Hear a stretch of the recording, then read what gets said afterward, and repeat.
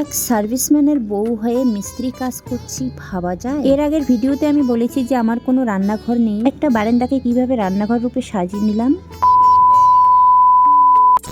তো hi hello নমস্কার বন্ধুরা, আমি আলিপুরদুয়ার থেকে শ্যামলী বলছি।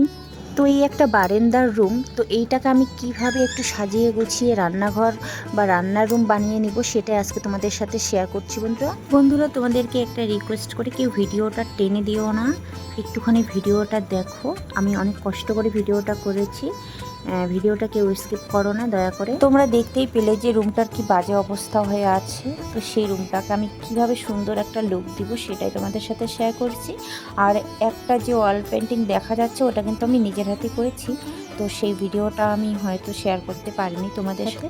আমাদের রান্নাঘর না থাকায় এই বারান্দায় কিন্তু আমরা রান্না বান্না করি। যেখানে রান্না বান্না হবে সেখানে তো এই যে জিনিসপত্র থাকবে, এই জিনিস বলতে এই কৌটোগুলোর সংখ্যাটাই বেশি দেখা যাচ্ছে, তাই না? তো এগুলোকে সরাতেই তো আমার অবস্থা খারাপ হয়ে গেছে। আর আমাদের বাঙালির তো 12 মাসে 13 পার্বণ লেগেই আছে, কয়েকদিন পর পর আমাদের পুজো করতে হয়। তো সব থেকে বড় পূজা হচ্ছে আমাদের দুর্গা পূজা বাঙালিদের।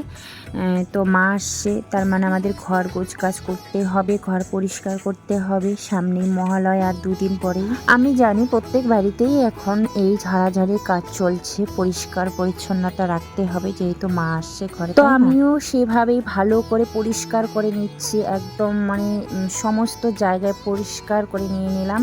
তো অনেক দিন এখানে রান্না বান্না হয়েছে, সেই জন্য দেখো কত নোংরা জমে গেছে। রান্না করলে যে ধোঁয়ার আকারে একটা গ্যাস বের হয়, সেই গ্যাসগুলোর থেকেই কিন্তু, সেই ধোঁয়াগুলোর থেকেই কিন্তু এই নোংরা তেল চাটার আকারে জমে গিয়েছে, একদম জেদি দাগ হয়ে গেছে, যেগুলো উঠতেই চাচ্ছে না কিছুতেই। তো আমি অনেক কষ্ট করে কিন্তু খুঁচিয়ে এই নোংরা দাগগুলোকে তুলে নিচ্ছি যতটুকু সম্ভব আর কি। পুরোটা পরিষ্কার করতে না পারলেও যতটুকুনি সম্ভব আমি কিন্তু তুলে নিয়েছি। তো এরপর পালা হচ্ছে মেঝেটা। তো দেখো কতটা নোংরা জমে গিয়েছে। এটা রান্না করার ওভেনের নিচে এই জায়গাটা বেশি তেলাচাটা হয়ে গেছে, যেমন ঠাকুর ঘরেও কিন্তু এরকম তেল মানে বেশি পড়লে কিন্তু এই জায়গাটা করে জমে যায় আর কি। তো সেগুলো প্রায় তুলতে হয়, নয়তো এরকম মানে 1 মাস যদি না তুলো তাহলে কিন্তু এরকম জমে যায়। তো আমার ওই অবস্থা হয়েছে, আমি অনেক কষ্ট করে মানে তুলে নিচ্ছে আর কি, ওই গ্লাস দিয়ে উঠে আসতেছে অনেকগুলো। এই জায়গাটায় শুধু, আর সম্পূর্ণ জায়গা নয়, শুধু যে জায়গাটা একটু তেল মশলা বেশি পড়ে সেই জায়গাটায় কিন্তু ওই যেটি দাগটা বেশি হয়েছে আর কি। আমি কিন্তু নিচে বসে বসে রান্না করতে বেশি ভালোবাসি, আর মডার্ন কিচেনে তাতে কি হয়েছে আমার এতেই বেশি সুবিধা মনে হয়। আর তাছাড়াও আমার মানে ওভেনটা যে রাখবো সেরকম কোনো জায়গা নেই আর কি, টেবিল নেই সেরকম, তবু আমার কোনো অসুবিধা হয় না, আমি নিচে রান্না করতেই অভ্যস্ত আর কি। যে জায়গাগুলোতে তেলচাটা দাগ আছে সেই জায়গাগুলো আমি গ্লাস দিয়ে সব কিছু উঠিয়ে নিয়েছি, এখন আর কোথাও নেই। হ্যাঁ, এবার অনেকে ভাবতে পারে যে সার্ভিসম্যানের বউ হয়ে এইসব কাজ করছো তুমি কেন? দেখো কাজ তো কাজে হয়, কোনো কাজই ছোট বড় হয় না, সে যেরকমই কাজ হোক না কেন সব রকম লোকেই করতে পারে, সেটা নিজের উপর ডিপেন্ড করে। তো আমি এই কাজটা জানি তাই করছি, আর যারা জানে না তারা কিভাবে করবে বলো? সব থেকে বড় কথা হচ্ছে যে আমি কাজটা করতে ভীষণ ভালোবাসি তাই করছি। আর এখানে মিস্ত্রি চাইলে লাগাইতেই পারতো, কিন্তু এই যে নিজের হাতে ঘর সাজানোর একটা আলাদাই অনুভূতি, তাই না? আর আমার মতো অনেক মেয়ে আছে যারা নিজের হাতে ঘর সাজাতে অনেক ভালোবাসে। যাই হোক বন্ধুরা, অনেক বকবক করলাম। তো অনেকক্ষণ ধরে ঘষা মাজা করার পর এখন আমি ঝাড় দিয়ে নিচ্ছি পরিষ্কার করে।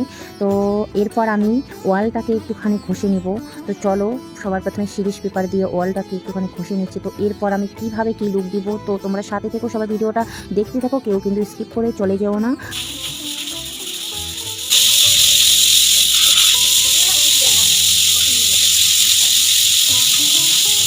খুব সুন্দর। আর এখনো পর্যন্ত যারা আমার ভিডিওটা দেখছো তাদেরকে অসংখ্য ধন্যবাদ জানাচ্ছি বন্ধুরা, এভাবে আমার পাশে থেকো। পারলে একটা লাইক আর একটা সুন্দর কমেন্ট করে দিও, তাতে করে আমি অনেকটা উৎসাহ পাবো। আমি তো এই কাজটা করছি না, আমার কিন্তু অনেকটাই কষ্ট হয়েছে। তোমাদের যদি আমি সুন্দর কমেন্ট পাই তাহলে কিন্তু সেই কষ্টগুলো আমার 1 মিনিটেই চলে যাবে।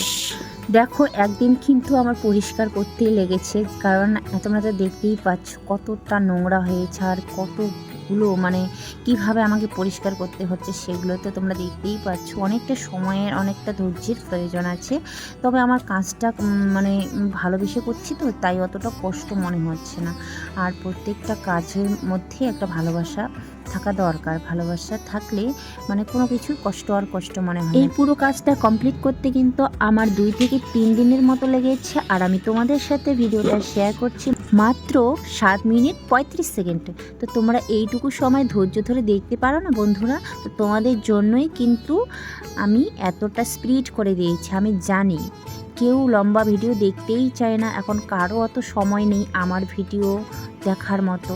তবে হ্যাঁ, জানি সবাই বলে সময় নেই, কিন্তু যখন একটা উল্টোপাল্টা ভিডিও সামনে আসে না, তখন কিন্তু কেউ স্কিপ করে না, ভিডিওটাকে মনোযোগ সহকারেই দেখে। সেগুলো আমি ঠিকই জানি। আর তা না হলে এত মিলিয়ন ভিউজ তো আর হতো না ওইরকম ভিডিওতে, তাই না? কোনো একটা ভাইরাল ভিডিও কিন্তু সবাই ঠিকই দেখে, সেটা ভিডিওটা খারাপই হোক আর ভালোই হোক, যত ভদ্রলোকেই হোক না কেন ভিডিওটা কিন্তু ঠিক দেখে। শুধু সময় হয় না মানুষের আমার মতো মধ্যবিত্ত কন্টেন্ট ক্রিয়েটরের ভিডিও দেখা। কি বন্ধুরা, ঠিক বললাম তো? তো যাই হোক বন্ধুরা, অনেক বক করে ফেললাম। তো এবার নিচের কথাটাই বলি। তো আমি প্রথমে ভাবছিলাম কি এই ওয়ালটাকে আমি সুন্দর মানে কালার করব, তো পরে ভাবলাম যে না, সেরকম কালার না করে যদি আমি এইরকম ফোঁটা দিয়ে দিলাম, তো আমার মনে হয় এটাতেই বেশি ভালো লাগছে। আর এই জায়গাটা আমি আর মেরামত করতে পারলাম না, কারণ এই জায়গাটা মেরামত করলে সিমেন্টের প্রয়োজন আছে, পট্টির প্রয়োজন আছে। তো এই জায়গাটা এরকমই সেরে দিলাম আমি। মাত্র 13 বছর হয়ে গেল এই বাড়িটা করতে, আর এখনই এরকম ড্যাম ধরে গেছে ওয়ালগুলোতে। তো আমি এই ডিজাইনটাই দিলাম, আমার এটাতেই বেশি ভীষণ ভালো লাগছে, যেন মনে হচ্ছে টাইলস বসিয়ে নিয়েছি। তো বন্ধুরা, তোমরাও বলো কেমন হলো এই আইডিয়াটা আমার। তোমাদের ভালো লাগলে অবশ্যই কিন্তু জানাবে। তো চলো এবার মেঝেটাকে একটু মেরামত করা যাক। তো এই মেঝেটাকে আমি কি করব সেটাই তোমাদের সাথে শেয়ার করছি। মেঝেটার জন্য আমি একটা ব্যবস্থা করে রেখেছি। তো এই দেখো, আমি একটা ফ্লোর ম্যাট আগের থেকে এনে রেখেছি। তো এইটাকে আমি এখন মাপজোক নিয়ে একটুখানি কেটে নিলাম, তারপর কেটে এখন আঠা দিয়ে বসিয়ে নিলেই তাহলে আমার কাজ কমপ্লিট। তো দেখো, ওয়াও কি সুন্দর লাগছে ফাইনাল লুকটা। তোমরাই বলো বন্ধুরা কেমন হলো। আর আমার এই আইডিয়াটা তোমাদের কি রকম লাগলো অবশ্যই কিন্তু কমেন্ট বক্সে কমেন্ট করে জানাবেন বন্ধুরা। তো তোমাদের একটা সুন্দর কমেন্টের জন্য আমি অপেক্ষা করে বসে রইলাম। তো দেখো ফাইনাল লুকটা, সত্যি আমি নিজেকেই ভালো লাগছে দেখতে, কি বলবো আর। এতটা নোংরা পরিস্থিতিতে ছিল এই রুমটা, সেই রুমটাকে আমি এত সুন্দর করে সাজিয়ে নিয়েছি। আজকে আমার নিজের প্রতি নিজের গর্ববোধ হচ্ছে। তো যে রুমটা এরকম দেখতে ছিল, আর সেই রুমটা আমি এত সুন্দর বানিয়ে ফেলছি। তো মনে হচ্ছে এবার নিজের প্রশংসা নিজেই বেশি বলে ফেলছি। তো তোমরাও কিছু বলো বন্ধুরা। তো ভিডিওটা আমি এখানে শেষ করছি। সবাই খুব ভালো থেকো, টাটা, বাই বাই।